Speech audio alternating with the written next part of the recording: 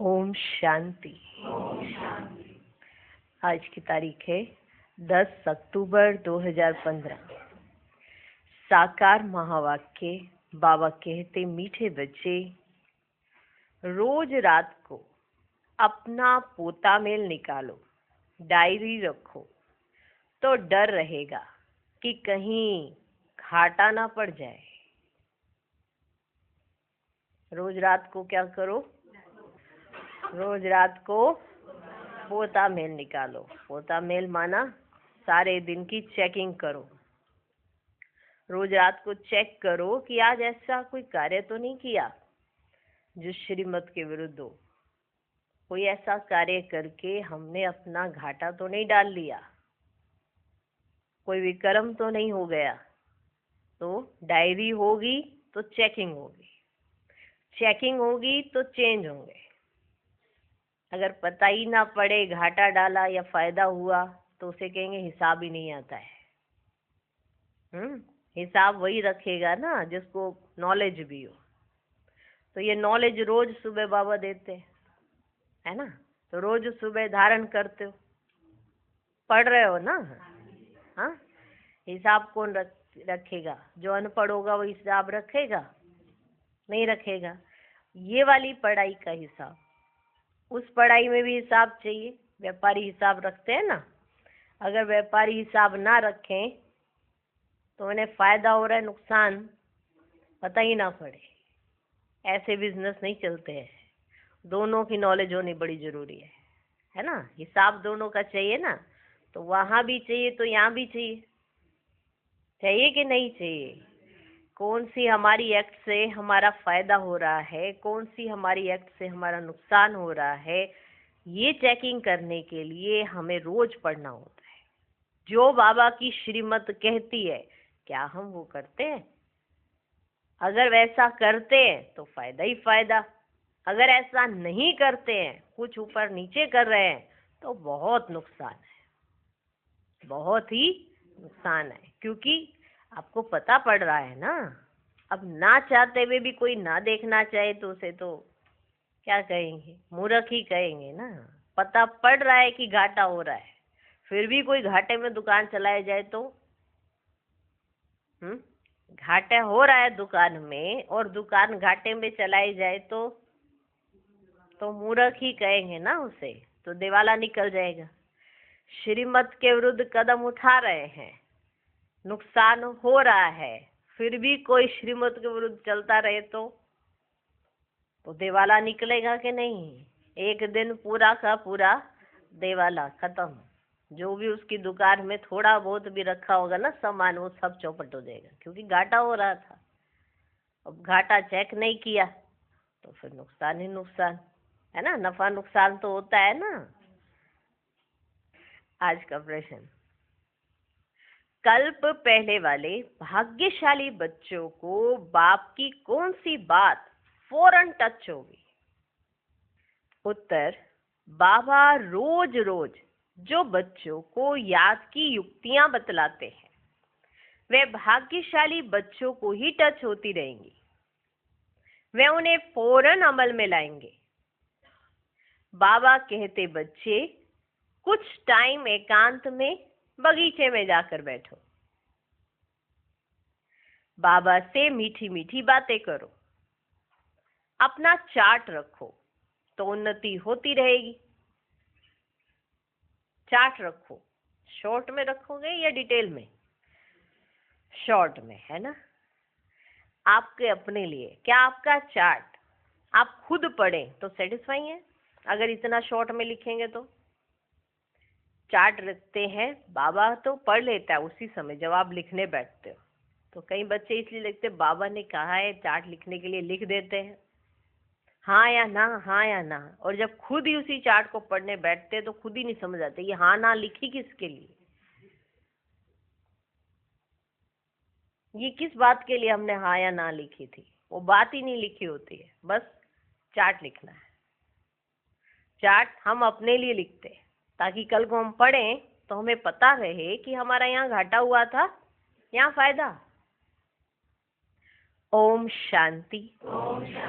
Military को पहले पहले सावधान किया जाता है, अटेंशन प्लीज। बाप भी बच्चों को कहते हैं, अपने को आत्मा निश्चय कर बाप को याद करते रहते हो।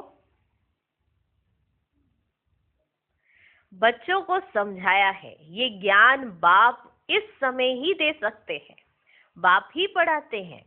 भगवानुवाच है ना, मूल बात हो जाती है कि भगवान कौन है। मूल बात यह हो जाती है कि भगवान कौन है, कौन पढ़ाते हैं। यह बात पहले समझने और निश्चय करने की होती है कि पहले इतना ही समझ लो कि भगवान कौन है और कौन पढ़ा रहे हैं तुम्हें। बस इतनी बात समझ आ गई, फिर कोई प्रश्न उठ ही नहीं सकता। प्रश्न उसी को उठते हैं जिसको यही बात समझ नहीं आती कि हमें पढ़ाने वाला कौन है। साधारण देख लेते हैं ना, तो साधारण देखने में तो फिर विचलित होंगे ही होंगे। तो अगर इतनी सी बात समझ आ जाती है और फिर निश्चय करने की बात होती है, फिर अतीन्द्रिय सुख में भी रहना है। समझ आ गई, निश्चय हो गया, अब रहना है अतीन्द्रिय सुख में। माना ये जानना पहचानना ये तो हो गया, पहचान भी कर ली, निश्चय भी हो गया, बाबा मेरा है। अब बात आती है अतीन्द्रिय सुख के झूले में झूलना। तो ये ब्राह्मण जन्म जो आपका है, कि आप सदा अतीन्द्रिय सुख के झूले में झूलते हो। जब ये याद रहता होगा कि हमें कौन पढ़ाने आया है, तो आप अतीन्द्रिय सुख के झूले में झूलते हो। अगर ये याद नहीं रहता तो फिर आप अपने आप को देह समझते हो और देहधारियों को ही देखते हो, तो अतीन्द्रिय सुख का झूला भी नहीं होता। भगवानुवाच है ना, मूल बात हो जाती है यह है कि भगवान कौन है, भगवान कौन है, कौन पढ़ाते हैं। ये बात पहले समझने और निश्चय करने की होती है, फिर अतीन्द्रिय सुख में भी रहना है। आत्मा को बहुत खुशी होनी चाहिए। कितनी खुशी होनी चाहिए? कितनी? जो आपको सबसे माना जो एक अनमोल चीज वो मिल जाए, तो एक बच्चे को भी अगर कोई ऐसी चीज मिल जाए जिसकी उसको तमन्ना होती है, तो उसको खुशी होती है। भले उसके बाद उसकी तमन्ना किसी और चीज की हो जाती है, क्योंकि एक तो प्राप्ति हो गई ना, अब वो चीज साधारण हो गई। जब वो चीज प्राप्त नहीं हो रही थी तो रो रहे थे, जैसे उसके पीछे प्राण दे रहे थे। वही बच्चा माना साइकिल नहीं है तो उसके पीछे प्राण दे रहा है, मैं मर जाऊंगा, ये कर लूंगा, वो कर लूंगा, बस मुझे चाहिए ही चाहिए। जब मिल गया फिर साधारण हो गया, फिर चीज भी है, सब कुछ है, पर उस चीज की वैल्यू उसने कम कर दी है। ऐसे ही हम है, भगवान आ गया, मिल गया, साधारण हो गया। अब क्या हुआ? अब हम कहीं और ढूंढ रहे हैं। क्या ढूंढ रहे हैं? कुछ और, भगवान को नहीं ढूंढ रहे हैं, अपने अभिमान को ढूंढ रहे हैं, देह अभिमान को। कि कुछ ऐसी जगह मिल जाए जहां पे हमारी बड़ी रेपुटेशन होनी चाहिए, जहां हमारी बड़ी वैल्यू होनी चाहिए, और होती है जीरो। जब भगवान की नजरों में अपने आप को श्रेष्ठ समझते हुए श्रेष्ठ नहीं समझ रहे हो, तो फिर कहाँ आपकी वैल्यू होगी? तो ये अभिमान को खोना पड़ता है। ये है देह अभिमान, और स्थिति चाहिए देही अभिमानी। देही अभिमानी को कोई बात फील नहीं होती, वो अपनी स्थिति पर ध्यान देता है कि मुझे मेरी स्थिति को बनाना ही है। तो आत्मा को तो बहुत खुशी होनी चाहिए। हमको भी हद का बाप मिला है। बाप एक ही बार आकर मिलते हैं वर्षा देने। किसका वर्षा? विश्व की बादशाही का वर्षा देते हैं। 5000 वर्ष पहले मिसल। ये तो पक्का निश्चय है, बाप आया हुआ है? है? यह तो पक्का निश्चय है, बाप आया हुआ है। फिर से सहज राजयोग सिखलाना पड़ता है।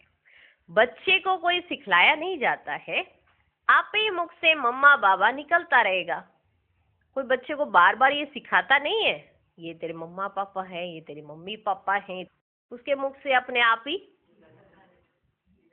निकलता है कि नहीं निकलता है? आप ही मुख से मम्मा बाबा निकलता रहेगा, क्योंकि अक्षर तो सुनते हैं ना। यह है रूहानी बाप। आत्मा को आंतरिक गुप्त नशा रहता है, आत्मा को ही पढ़ना है। परम पिता परमात्मा तो नॉलेजफुल है ही, वह कोई पढ़ा नहीं है, उन्होंने किसी से पढ़ाई नहीं की है, उनमें नॉलेज है ही। किसकी नॉलेज है? ये भी तुम्हारी आत्मा समझती है। बाबा में सारे सृष्टि के आदि मध्य अंत की नॉलेज है। कैसे एक धर्म की स्थापना और अनेक धर्मों का विनाश होता है ये सब जानते हैं, इसलिए उनको जानी जाननहार कह देते हैं। जानी जाननहार का अर्थ क्या है ये कोई भी बिल्कुल जानते ही नहीं है। अभी तुम बच्चों को बाप ने समझाया है कि ये स्लोगन भी जरूर लगाओ कि मनुष्य होकर अगर क्रिएटर और रचना के आदि मध्य अंत ड्यूरेशन रिपीटेशन को नहीं जाना तो क्या कहा जाए। यह रिपीटेशन अक्षर भी बहुत जरूरी है। करेक्शन तो होती रहती है ना। गीता का भगवान कौन, ये चित्र बड़ा फर्स्ट क्लास है। सारे वर्ल्ड में यह है सबसे नंबर 1 भूल। परम पिता परमात्मा को ना जानने के कारण फिर कह देते सब भगवान के ही रूप है। जैसे छोटे बच्चे से पूछा जाता है तुम किसका बच्चा, कहेंगे फलाने का। फलाना किसका बच्चा, कहेंगे फलाने का। फिर कह देंगे वह हमारा बच्चा। हाँ, ऐसे ही होगा ना, पल्ला छाड़ना हो तो ऐसे कहेंगे ना। अच्छा वो किसका बच्चा, वो फलाने का। फिर वो किसका बच्चा, फलाने का। तो फिर जब लास्ट में ऐसे कुछ कहेगा भी तो समझ ही नहीं आ रही, फिर क्या कह देते, हमारा बच्चा। ऐसे कह देते ना। फिर कह देंगे वह हमारा बच्चा। वैसे ये भी भगवान को जानते नहीं तो कह देते हम ही भगवान है। इतनी पूजा भी करते परंतु समझते नहीं है। गाया जाता है ब्रह्मा की रात तो जो ब्राह्मण ब्राह्मणियों की भी रात होगी। ये सब धारण करने की बातें हैं। ये धारणा उनको होगी जो योग में रहते हैं। याद को ही बल कहा जाता है। ज्ञान तो है सोर्स ऑफ इनकम। याद से शक्ति मिलती है जिससे विक्रम विनाश होते हैं। तुम्हें बुद्धि का योग बाप से लगाना है। ये ज्ञान बाप अभी ही देते हैं, फिर कभी मिलता ही नहीं। सिवाय बाप के कोई दे ना सके। बाकी सब है भक्ति मार्ग के शास्त्र, कर्म कांड की क्रियाएं। उसको ज्ञान नहीं कहेंगे। स्पिरिचुअल नॉलेज एक बाप के पास है और वह ब्राह्मणों को ही देते हैं और कोई के पास स्पिरिचुअल नॉलेज होती नहीं। दुनिया में कितने धर्म मठ पंथ हैं, कितनी मतें हैं। बच्चों को समझाने में कितनी मेहनत होती है। कितने तूफान आते हैं, गाते भी हैं नैया मेरी पार लगाओ। सबकी नैया तो पार नहीं जा सकती। कोई डूब भी जाएगी, कोई खड़ी हो जाएगी। किसी की नैया डूब भी जाएगी और किसकी खड़ी हो जाएगी। क्यों? क्योंकि बाप पे निश्चय नहीं होता है।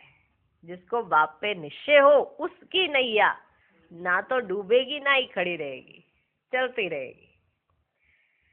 कोई डूब भी जाएगी, कोई खड़ी हो जाएगी। 2-3 वर्ष हो जाते हैं, कईयों का पता ही नहीं। 2-3 वर्ष हो गए, कईयों का तो पता ही नहीं। कोई तो पुर्जा पुर्जा हो जाते हैं, माना टुकड़े टुकड़े, माना अंदर से देह अभिमान के कारण उनके किसी ना किसी बात पे क्या हो जाते हैं, टुकड़े टुकड़े। क्या हो जाते हैं? टुकड़े टुकड़े। कोई वहां ही खड़े हो जाते हैं। इसमें मेहनत बहुत है। आर्टिफिशियल योग भी कितने निकले हैं, कितने योग आश्रम हैं। रूहानी योग आश्रम कोई हो ना सके। बाप ही आकर आत्माओं को रूहानी योग सिखलाते हैं। बाबा कहते हैं ये तो बहुत सहज योग है। इन जैसा सहज कुछ भी है ही नहीं। आत्मा ही शरीर में आकर पाठ बजाती है। 84 जन्म मैक्सिमम है, बाकी तो कम कम होते जाएंगे। ये बातें भी तुम बच्चों में कोई की बुद्धि में है, कोई की बुद्धि में है। बुद्धि में धारना बड़ी मुश्किल होती है। पहली बात बाप समझाते हैं, कहाँ भी जाते हो तो पहले पहले बाप का परिचय दो। बाप का परिचय कैसे देवें इसके लिए युक्ति रची जाती है। वह जब निश्चय हो तब समझें। बाप तो सत्य है, जरूर बाप सत्य बातें ही बताते रहेंगे। उनमें संशय नहीं लाना चाहिए। याद में ही मेहनत है। इसमें माया ऑपोजिशन करती है, घड़ी घड़ी याद भुला देती है। इसलिए बाबा कहते हैं चार्ट लिखो। इसलिए बाबा कहते हैं चार्ट लिखो, तो बाबा भी देखें कौन कितना याद करते हैं। 1/4% भी चार्ट नहीं रखते हैं, 1/4% भी चार्ट नहीं रखते। कोई कहते हम तो सारा दिन याद में रहता हूँ, और है ही क्या मेरे पास काम काज, मैं तो सारा दिन याद में ही रहता हूँ। बाबा कहते हैं ये तो बड़ी मुश्किल है, सारा दिन रात तो बांधेलियां जो मार खाती रहती वे याद में रहती होंगी। शिव बाबा कब इन संबंधियों से हम छूटेंगे? आत्मा पुकारती है बाबा हम बंधन से कैसे छूटे? अगर कोई बहुत याद में रहते हैं तो बाबा को चार्ट भेजें। जो कहते हैं हम तो बहुत याद में रहते हैं तो अपना बाबा को चार्ट भेजें। डायरेक्शन मिलते हैं, रोज रात को अपना पोता मेल निकालो, डायरी रखो। डायरी रखने से डर रहेगा, हमारा घाटा ना निकल जाए। हाँ, हमारा घाटा ना निकल आए, डर तो रहेगा ना। बाबा देखेंगे तो क्या कहेंगे? अब डायरी लिखी होगी और बाबा डायरी देख ले, सोचो आपकी डायरी कोई और पढ़ ले, उसको बड़ा समझ आना, वो भी ऐसे ही है, और बाबा पढ़ ले, फर्क तो रहेगा ना। बाबा आपकी डायरी देख ले, क्या क्या लिखते हो? बाबा ये आ गई फीलिंग, बाबा ये हो गया मेरे साथ, बाबा ये हो गया, बाबा ये हो गया। और बाबा देख ले, आके पढ़ ले साकार में। बाबा निराकार में तो आप पढ़ ही लेते हो, भी साकार में आके पढ़ना जरूरी है। अंदर हलचल हो जाती है एकदम। डायरी रखने से डर रहेगा, हमारा घाटा ना निकल आए। बाबा देखेंगे तो क्या कहेंगे? इतने मोस्ट बिलवर्ड बाबा को इतना समय याद करते हो, लौकिक बाप को, स्त्री को तुम याद करते हो, मुझे इतना थोड़ा भी याद नहीं करते हो। चार्ट लिखो तो आप ही लज्जा आएगी, इस हालत में मैं पद पा नहीं सकूंगा। इसलिए बाबा चार्ट पर जोर दे रहे हैं। बाप को और 84 के चक्र को याद करना है तो फिर चक्रवर्ती राजा बन जाएंगे। आप समान बनाएंगे तब तो प्रजा पर राज्य करेंगे। यह ही राजयोग, नर से नारायण बनने का एम ऑब्जेक्ट यह है। जैसे आत्मा को देखा नहीं जाता, समझा जाता है, इनमें आत्मा है यह भी समझा जाता है। इन लक्ष्मी नारायण की जरूर राजधानी होगी, इन्होंने सबसे जास्ती मेहनत की है तब स्कॉलरशिप पाई है। जरूर इन्हों की बहुत प्रजा होगी, ऊंच से ऊंच पद पाया है, जरूर बहुत योग लगाया है तब पास विद ऑनर हुए। ये भी कारण निकालना चाहिए, हमारा योग क्यों नहीं लगता है?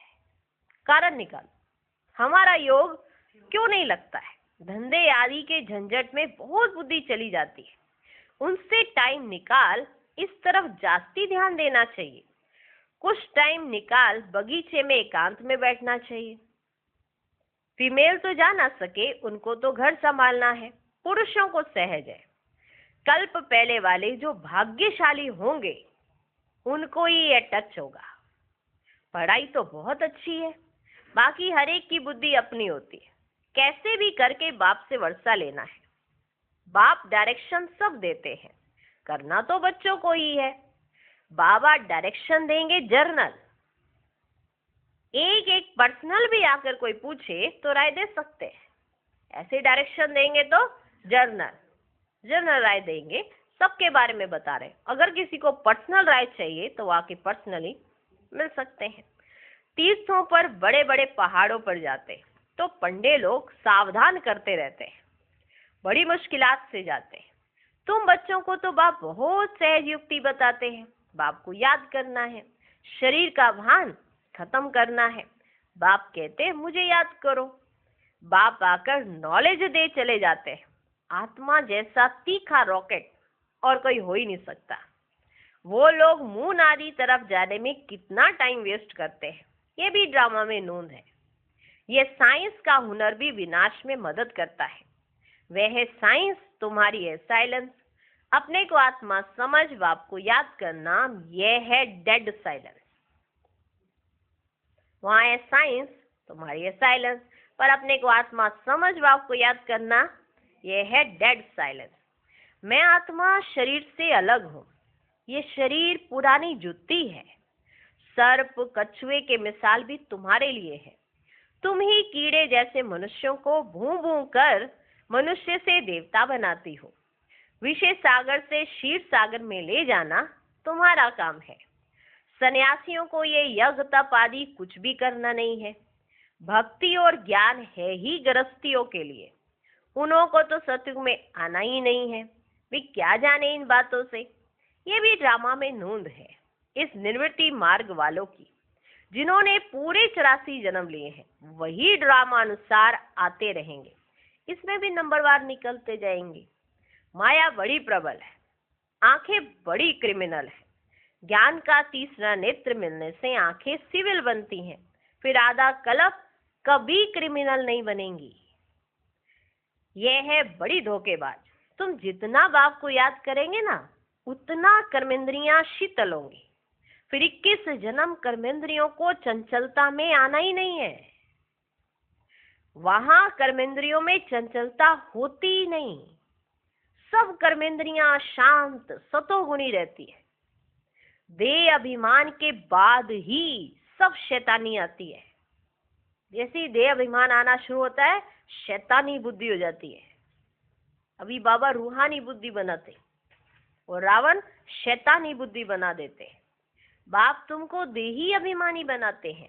आधा कल्प के लिए तुमको वर्षा मिल जाता है। जितनी जो मेहनत करते हैं उतना उच्च पद पाते हैं। मेहनत करनी है देही अभिमानी बनने की, फिर कर्मेंद्रियां धोखा नहीं देंगी। अंत तक युद्ध चलती रहेगी। जब कर्मातीत अवस्था को पाएंगे तब वह लड़ाई भी शुरू होगी। दिन प्रतिदिन आवाज होता जाएगा, मौत से डरेंगे। बाप कहते ये ज्ञान सबके लिए है, सिर्फ बाप का परिचय देना है। हम आत्माएं सब भाई भाई हैं, सब एक बाप को याद करते हैं। गॉड फादर कहते हैं। करके कोई नेचर को मानने वाले होते हैं। कोई कहते ना ये तो एक नेचर है, परंतु गॉड तो है ना। उनको याद करते मुक्ति जीवन मुक्ति के लिए। मोक्ष तो है ही नहीं। वर्ल्ड की हिस्ट्री ज्योग्राफी को रिपीट करना है।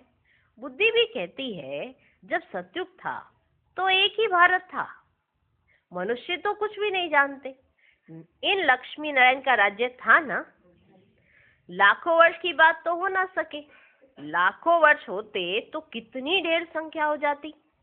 आप कहते अब कलयुग पूरा हो, सतयुग की स्थापना हो रही है। वे समझते हैं कलयुग तो अर्जुन बच्चा है, इतने 1000 वर्ष की आयु है। और तुम बच्चे जानते हो ये कल्प है ही 5000 वर्ष का।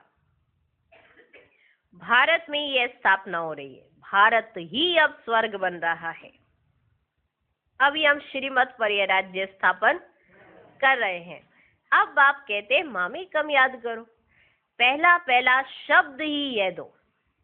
मामे कब याद करो, पहला पहला शब्द ही यह दो। जब तक बाप का निश्चय नहीं होगा तब तक प्रश्न पूछते रहेंगे। तो पहले बाप पर तो निश्चय कराओ कि भगवान है तो वो कब आएंगे। पहले पहले बाप पर पूरा निश्चय कराओ, नहीं तो फिर वो प्रश्न पूछते रहेंगे। फिर कोई बात का उत्तर नहीं मिलेगा तो समझेंगे ये जानते कुछ भी नहीं और कहते हैं भगवान हमको पढ़ाते हैं। अगर उनको उस बात का प्रश्न का उत्तर नहीं मिला तो कहेंगे ये जानते जानते कुछ नहीं है, और ऐसे ही कहते रहते हैं भगवान हमको पढ़ाते हैं। इसलिए पहले पहले तो एक ही बात पर ठहर जाओ। पहले बाप का निश्चय करें कि बरोबर सभी आत्माओं का बाप एक ही है और वह है रचता। तो जरूर संगम पर ही आएंगे। बाप कहते मैं युगे युगे नहीं, कल्प के संगम युग पर आता हूँ। मैं हूँ ही नई सृष्टि का रचता, तो बीच में कैसे आऊंगा। मैं आता ही हूँ पुरानी और नई के बीच में। इनको पुरुषोत्तम संगम युग कहा जाता है। तुम पुरुषोत्तम भी यहाँ बनते हो। लक्ष्मी नारायण सबसे पुरुषोत्तम है। एम ऑब्जेक्ट कितनी सहज है। सबको बोलो ये स्थापना हो रही है। बाबा ने कहा है पुरुषोत्तम अक्षर जरूर डालो। क्योंकि यहाँ तुम कनिष्ठ से पुरुषोत्तम बनते हो। ऐसी ऐसी मुख्य बातें भूलनी नहीं चाहिए। समझाते हुए ये भूल जाते हैं कि बाप का परिचय और इस समय का परिचय देना है और फिर उनसे ही कहलवाना है कि आपको समझ आया। अगर नहीं आया तो आगे जाने की जरूरत ही नहीं।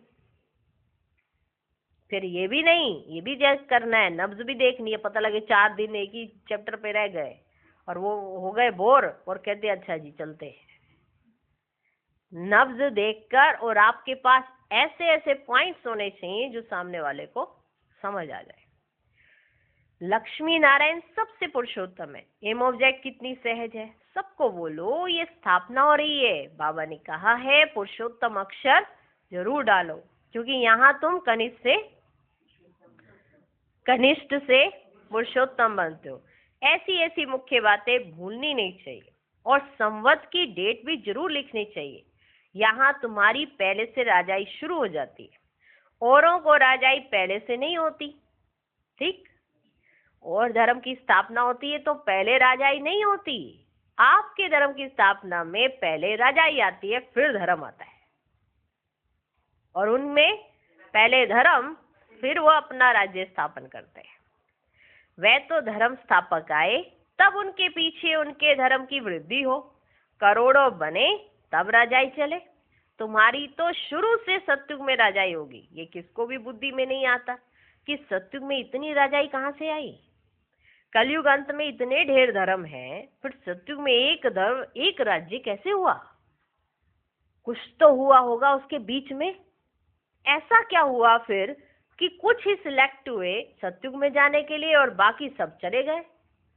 इतने सारे मनुष्य हैं, उनमें से सिलेक्शन कैसे की गई। भगवान ने पार्शियलिटी तो नहीं की होगी।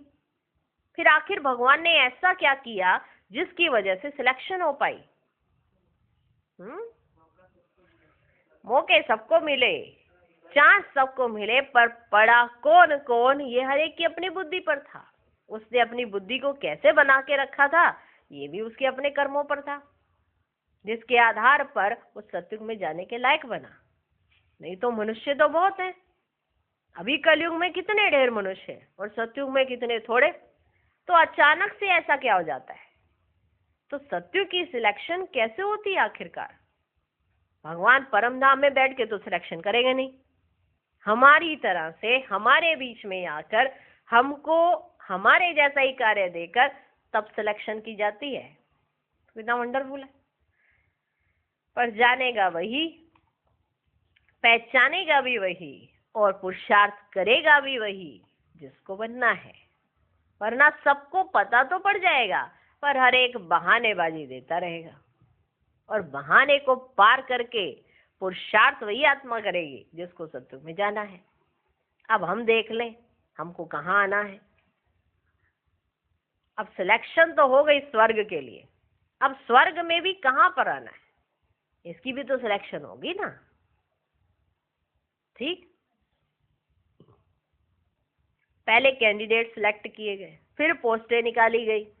अब फिर पोस्ट में से भी फिर उसमें भी सिलेक्शन हो गई, क्योंकि वैसे पेपर तो आएंगे ना उनके सामने। 8 हो, 108 हो, 16,108 हो, इनके सामने पेपर आएंगे कि नहीं आएंगे। ये खाली पीली ऐसे ही इनके नंबर लग जाएंगे।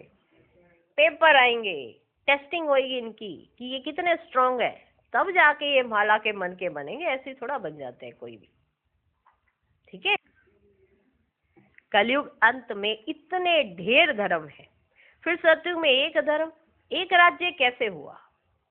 कितने हीरे जवाहरातों के महल हैं। भारत ऐसा था जिसको पैराडाइज कहते थे। 5,000 वर्ष की बात है, लाखों वर्ष का हिसाब कहाँ से आया। मनुष्य कितने मूंझे हुए हैं, अब उनको कौन समझाए। वे समझते थोड़ी हैं कि हम आसुरी राज्य में हैं। इनकी देवी देवताओं की महिमा तो गाते हैं, आप सर्वगुण संपन्न 16 कला संपूर्ण ऐसे गाते हैं। इनमें 5 विकार नहीं है, क्योंकि देही अभिमानी है। क्या है, देही अभिमानी है। तो बाप कहते हैं मुख्य बात है याद की। 84 जन्म लेते लेते तुम पतित बने हो, अब फिर पवित्र बनना है। ये ड्रामा का चक्र है। अच्छा, मीठे मीठे सिकिलदे बच्चों प्रति माता पिता बाप दादा का याद प्यार और गुड मॉर्निंग। रूहानी बाप की रूहानी बच्चों को नमस्ते। हम रूहानी बच्चों की भी रूहानी बाप को नमस्ते नमस्ते नमस्ते। Good morning good morning good morning. धारणा के लिए मुख्य सार। पहला पॉइंट, ज्ञान से तीसरे नेत्र को धारण कर अपनी धोखेबाज आंखों को सिविल बनाना है। याद से ही कर्मेंद्रियां शीतल सतोगुणी बनेंगी, इसलिए यही मेहनत करनी है। दूसरा पॉइंट, धंधे आदि से टाइम निकाल एकांत में जाकर याद में बैठना है। कारण देखना है कि हमारा योग क्यों नहीं लगता है। अपना चार्ट जरूर रखना है। आज का वरदान, दृढ़ता द्वारा कलराठी जमीन में भी फल पैदा करने वाले सफलता स्वरूप भव। दृढ़ता द्वारा कलराठी जमीन में भी फल पैदा करने वाले सफलता स्वरूप भव। कोई भी बात में सफलता स्वरूप बनने के लिए दृढ़ता और स्नेह का संगठन चाहिए। कोई भी बात में सफलता प्राप्त करने के लिए क्या चाहिए? दृढ़ता और स्नेह का संगठन चाहिए। यह दृढ़ता कलराठी जमीन में भी फल पैदा कर देती है। जैसे आजकल साइंस वाले रेत में भी फल पैदा करने का प्रयत्न कर रहे हैं। रेत, उसमें भी फल पैदा करने का प्रयत्न कर रहे हैं। ऐसे आप साइलेंस की शक्ति द्वारा स्नेह का पानी देते हुए फलीभूत बनो। दृढ़ता द्वारा नाउम्मीद में भी उम्मीदों का दीपक जगा सकते हो, क्योंकि हिम्मत से बाप की मदद मिल जाती है। आप हिम्मत रखो, आपको मदद जरूर मिलेगी। हिम्मत का एक कदम मदद के 1000 कदम है, पर बच्चे हिम्मत का एक छोटा सा कदम नहीं उठा पाते, तो 1000 कदम कैसे आएंगे? हिम्मत का एक छोटा सा कदम, दृढ़ता धारण करो और स्नेह का आपस में सहयोग रखो संगठन में, तो सफलता आप ही की है। आज का स्लोगन, अपने को सदा प्रभु की अमानत समझकर चलो तो कर्म में रूहानियत आएगी। ओम शांति।